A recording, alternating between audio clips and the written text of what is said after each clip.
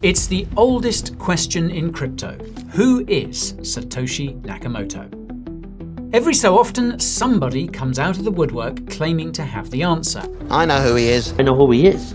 And the crypto community is dragged back into the debate. But if you're tired of seeing aging Bitcoin OGs like Adam Back and Peter Todd getting harassed, then we've got a treat for you today. Our latest candidate is someone few intelligent people would ever suspect, and the claims are some of the most creative we've ever seen. This may be the craziest chapter yet in Satoshi's story. My name is Guy. Stay tuned. Who is Satoshi? The identity of the person or people who gave the world Bitcoin is one of modern history's great mysteries. Every Bitcoiner has their own theory, but 15 years after Satoshi disappeared from the internet, the consensus is still, we don't know. Or at least, that's half of it. If you care about crypto, then the party line is, we don't know and we don't want to know. Bitcoin's strength lies in its absence of a central authority or identifiable figurehead. Satoshi's disappearance in 2010-2011 forced the community to steward the project collectively and ensured no individual could control it.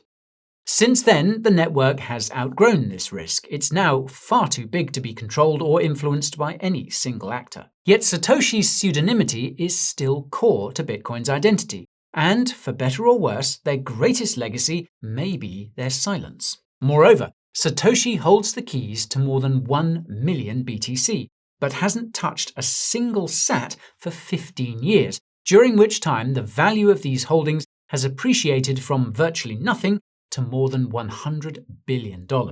Now, of course, it's possible that Satoshi mislaid their private keys or otherwise lost access to their wallets. It's also possible that their disappearance was because they died. However, crypto is empowered by the other possibility, which is that Satoshi chose to walk away forever as a matter of principle and as a political statement. This is the legend of Satoshi, the greatest of the cypherpunks, the early internet movement that sought to resist centralized power through cryptography, privacy-enhancing technologies, and decentralized networks. Now, if Satoshi is identified as a mere mortal living among us, it could destabilize the narrative of decentralization, invite legal chaos, and risk turning Bitcoin into a cult of personality. Their intentions would be subject to intense scrutiny, and Bitcoin could be further politicized. For Satoshi, meanwhile, being doxxed would mean becoming one of the world's most wanted people. The world's governments, criminals, and media would stop at nothing to target their person and their $100 billion BTC holdings. They would never know peace again. And this is not to mention the shock that a Satoshi doxing would bring to the markets. If even a single sat of the million BTC held by Satoshi were to be moved, it would imply that $100 billion of BTC could be liquidated without warning, and this would likely trigger a wave of panic selling. This is why the crypto community frowns upon serious efforts to track down and expose Satoshi. We don't know who Satoshi really is, or was, and we like it that way. Of course, this hasn't stopped wannabe sleuths from trying. Many exposés have been attempted over the years, but in each case the evidence has proven flimsy and the accusers have come off looking foolish at best. If you don't remember just how pitiful these efforts have been, well, allow me to refresh your memory. Satoshi Outings started getting out of hand in March 2014, when Newsweek ran a front-page scoop claiming to have caught Satoshi orange-handed. Actually, that's my pun, but don't worry, the Newsweek article was pure comedy too. It alleged that California resident Dorsey Nakamoto, whose middle name is Satoshi, was the man behind Bitcoin. Newsweek's claim was based primarily on this coincidence of names, Mr. Nakamoto's location, and his experience as a former computer engineer. After all, California was a hub for early Bitcoin development activity. And if that wasn't enough, Newsweek ran a direct quote from Mr. Nakamoto saying, quote, "I am no longer involved in that." There it was, the smoking gun straight from the horse's mouth. Case closed, right? Well, not quite. Dorsey Nakamoto clarified that he'd been referring to his career in computer engineering, not Bitcoin. He released a statement via his lawyer that read, quote, "I did not create, invent, or otherwise work on Bitcoin. I unconditionally deny," the Newsweek report. The story fell apart quickly, but not before pictures of a dishevelled and bewildered Mr. Nakamoto being hounded by journalists had been broadcast all over the world. And quite aside from robbing him of his privacy and making him into a meme, Newsweek put Dorian Nakamoto in danger. That's because, even back in 2014, the BTC held in Satoshi's wallet was worth some $400 million. Anyone doxed and alleged to be sitting on this much BTC is going to be a magnet for criminals. If nothing else, Newsweek's botched exposé was a cautionary tale about the perils of outing Satoshi candidates based on flimsy evidence. However, 10 years later, HBO ran a much-hyped documentary with the same premise, i.e., we found Satoshi. The lead-up to the October 2024 release once again captured the attention of the crypto community. Would we finally know the truth about Satoshi? Is it all over for Bitcoin? And what did HBO know that the rest of us didn't? Well, as it turned out, the answer was nothing. HBO's big reveal was that Satoshi Nakamoto is Canadian cryptographer Peter Todd. Now, Todd is a prominent Bitcoin core developer who had been active on early Bitcoin forums. This is an admittedly stronger case than Newsweek had, but it was roundly dismissed upon HBO's airing of the documentary. This time, the supposed smoking gun was a reply by Todd to a post made by Satoshi Nakamoto on the Bitcoin Talk forum in December 2010. The documentary suggests that this reply was actually authored by Satoshi, who had slipped up and was using the wrong account by mistake. The theory goes that Satoshi had accidentally logged out of his Satoshi Nakamoto account and into the other account he maintained under his real name, Peter Todd. And so Satoshi, or I guess Peter, mistakenly posted the reply under the name Peter Todd, inadvertently exposing their true identity in the process. Now, if this doesn't strike you as a big gotcha moment, you're not alone. Todd, who appears and denies being Satoshi in the film, has described this theory as, quote, outlandish. The response from the crypto community was much the same. The documentary was just another cop-out, and nobody seriously believes that Peter Todd is Satoshi. Now, there is one more notable exposé that we need to address. This one was rock bottom for Satoshi Outings, and it's all pretty cringe. So, in December 2015, Wired and Gizmodo published articles that suggested Satoshi could be Australian computer scientist Craig Wright. The evidence for this claim was found to be full of inconsistencies and likely forgery, but the damage had already been done. Craig Wright took the ball and hasn't stopped running with it ever since. In May 2016, he dropped a blog post entitled "I am Satoshi," which was roundly dismissed for its lack of evidence. Undeterred, Wright went on to register copyrights for the Bitcoin white paper and Bitcoin 0.1 code in 2019. He then proceeded to sue Bitcoin core developers for infringing on his intellectual property rights and anyone else who dared to refute his claim to be Satoshi. Notably, he tried to take advantage of the UK's strong libel laws to accuse everyone from Vitalik Buterin to Roger Ver and the podcaster Peter McCormack of defamation. A court awarded him £1 British in damages in the McCormack case, which sounds like the very definition of a Pyrrhic victory. Wright never produced any compelling evidence, and in March 2024, the UK High Court ruled that he was not Satoshi Nakamoto and ordered him to stop claiming that he was. The judge found that Wright had lied, quote, extensively and repeatedly, and forged evidence, quote, on a grand scale to support his conceit. That's not us saying that, it's the judge. Still undeterred, Wright proceeded to sue payments company Block, formerly known as Square, and others for more than $1 trillion in damages. This was a flagrant violation of the existing court order against him. As a result, Wright was convicted of contempt of court and given a 1-year suspended prison sentence. Now, if you're wondering why we're mentioning all of this, that's because of the connection to our latest Satoshi candidate, Jack Dorsey. Now, Jack Dorsey is best known as the co-founder and former CEO of Twitter, but he's also Silicon Valley's most dedicated Bitcoin maxi. Dorsey was interested in the cypherpunk movement in the 1990s, so it's no surprise that he is a Bitcoin fan. However, it wasn't until he experienced building a payments company in the 2010s that Dorsey was completely orange-pilled. After co-founding Square in 2009, he found out how much more difficult it is to launch a payments company than, say, a social media platform in foreign markets. In interviews in the 2010s, Dorsey mused about how much easier payments could be if the internet had a universal native currency like Bitcoin. As the years went on, his curiosity turned to conviction. In 2014, Square began exploring Bitcoin integration. In 2018, Square's Cash App began offering BTC trading services. And in 2019, Square launched Square Crypto, an initiative to fund open-source Bitcoin development. By the early 2020s, Dorsey had become a card-carrying Bitcoin maxi, and his activities in this capacity are now too extensive to list in full here. For example, though, he told a crowd at the 2021 Bitcoin conference that he would be working on Bitcoin if not running Twitter and Square.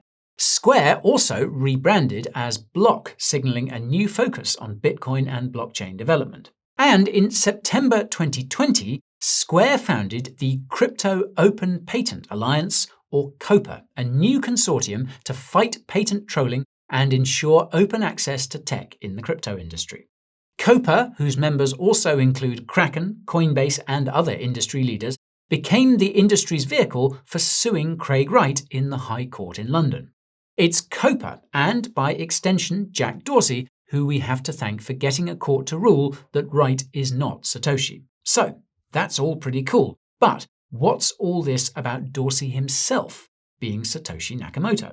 So, the Satoshi Jackamoto theory is the work of debanked chief editor Sean Murray, who laid out why he believes Jack Dorsey is Satoshi Nakamoto in a magnum opus posted to Twitter on the 16th of February 2025.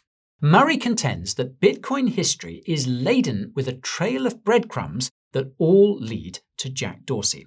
He concludes, quote, "The reason why Jack would do all of the above while not directly admitting it is because Satoshi and Bitcoin are his art, and it's a masterpiece. At Jack." Dorsey never responded, but that didn't stop Murray's post from going viral. At the time of making this video, it's been viewed more than 3 million times. Now, this was in part thanks to a quote tweet from Matthew Siegel, the head of digital assets at Bitcoin ETF issuer Van Eck. After poring over Murray's evidence, Matthew was Dorsey-pilled, so to speak. In his quote tweet, Siegel emphasized that this was his personal conviction and not that of Van Eck. He explained why the benefits of publicly outing Dorsey outweighed the risks before launching into a 25-slide PowerPoint presentation of Murray's evidence. Now, since the credit belongs to Sean Murray, we'll head over to his website where he has a whole book's worth of connections between Dorsey and Nakamoto. There are 14 chapters in total, 5 of which have yet to be published. So let's begin with the strongest arguments presented by Murray. Firstly, Jack Dorsey is identified as a potential candidate by his interest in the cypherpunk subculture in the 1990s, as evidenced by his subscription to the cypherpunk mailing list. This mailing list was launched in 1992, and in the absence of a Reddit or GitHub or any other such forum at the time, it became the leading venue for cypherpunks to debate and share ideas. According to Sean Murray, there were only around 1,300 email addresses subscribed to the list in 1996, and Jack Dorsey's university email address was one of them. Dorsey's interest is also confirmed by a 1996 photo of him wearing a t-shirt inspired by Adam Back. If you're not familiar, Adam Back's work on proof-of-work-based digital assets in the 1990s landed him a spot among just 8 references cited by Satoshi in the Bitcoin white paper. Back was also one of the first 2 people ever to receive an email from Satoshi. So clearly, Dorsey identified with the same milieu whose ideas were later manifested in the white paper.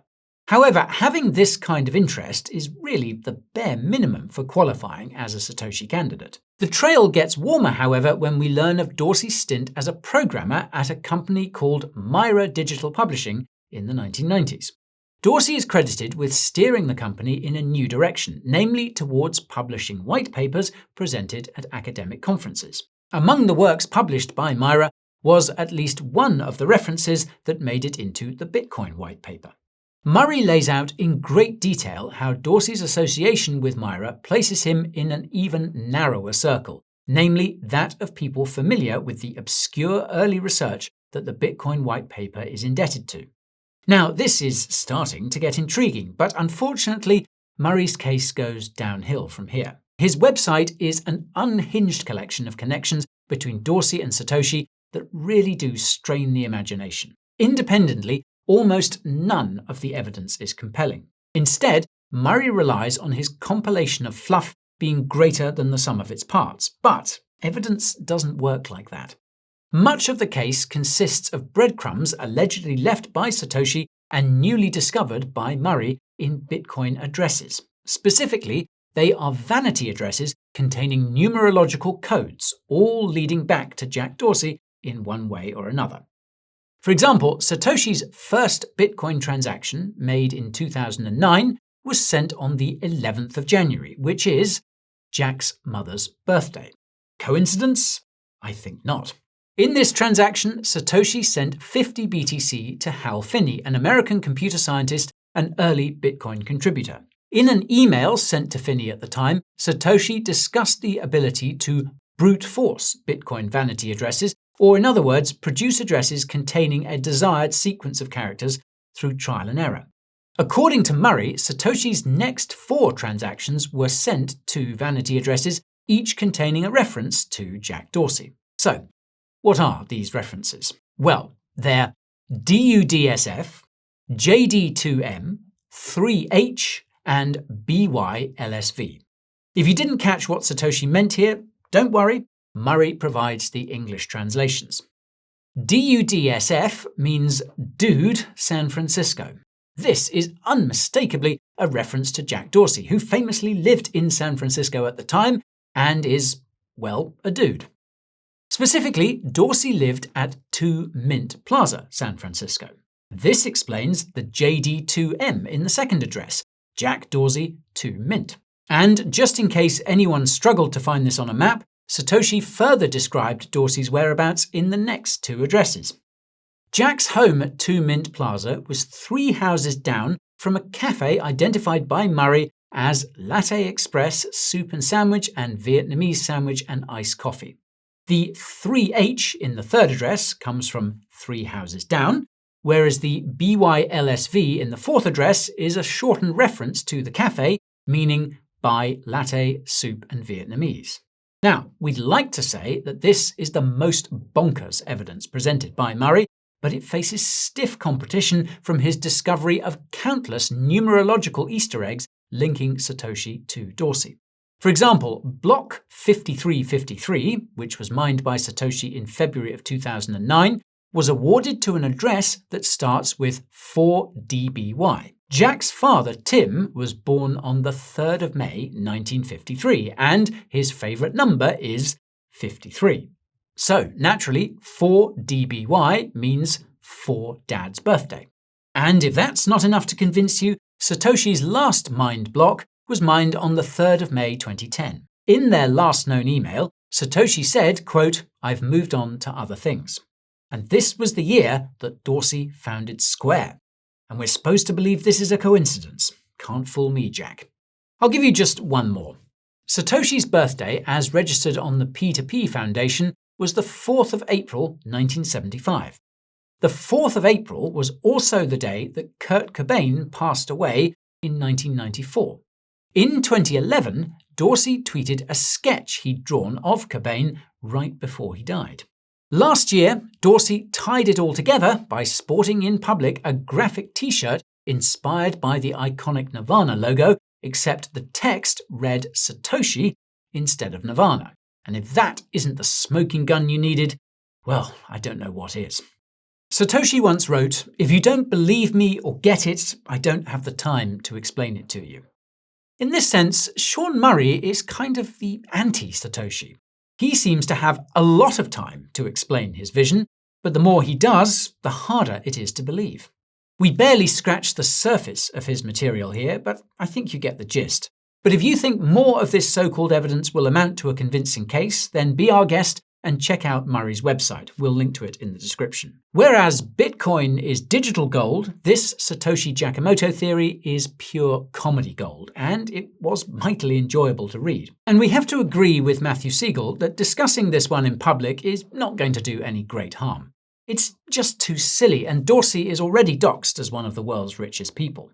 Any damage done is likely to be self-inflicted by Murray, Siegel, and anyone else publicly promoting this theory with a straight face. And if this is the new quality of work we can expect from Satoshi sleuths, then we say, have at it. The mystery of Satoshi's identity is safe in their hands. But let us know what you think of the Satoshi Nakamoto theory in the comments below. Have we been unfair to Sean Murray? Could Jack Dorsey really be our hero? We'd love to hear what you think. And if you got something out of this video, brute force that like button. To stay up to date with all things Bitcoin and crypto, make sure you're subscribed and have your bell notifications switched on. Thank you all for watching, and I will see you next time.